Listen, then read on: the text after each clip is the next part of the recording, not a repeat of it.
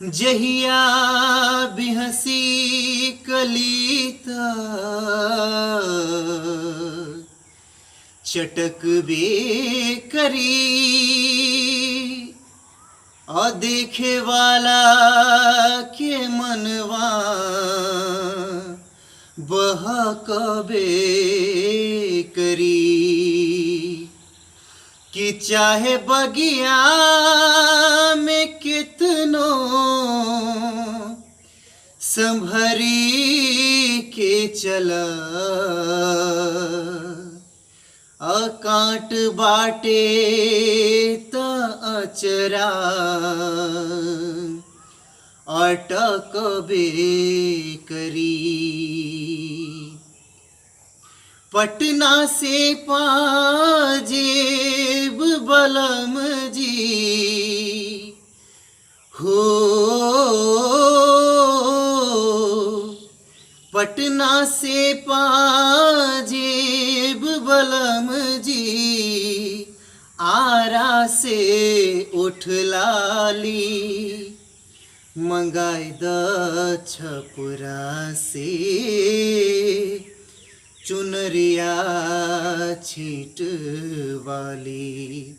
पटना से पाजेब बलम जी आरा से उठलाली, पटना से पाजेब बलम जी आरा से उठलाली मंगाई द छपरा से चुनरिया छींट वाली, मंगाई द छपरा से चुनरिया छींट वाली।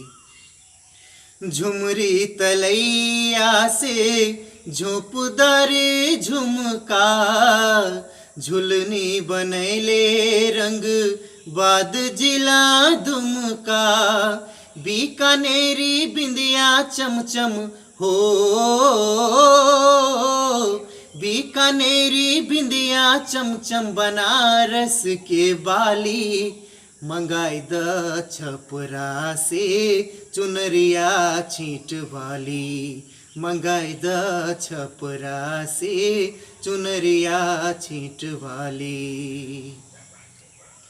कानपुर से कंगना की, मुंबई से बाला, जिला मोतिहारी से मोतियन की माला, हाजीपुर से हारा हसुलिया हो, हाजीपुर से हारा हसुलिया हाथरस से बाली मंगाई द छपरा से चुनरिया छींट वाली, मंगाई द छपरा से चुनरिया छींट वाली।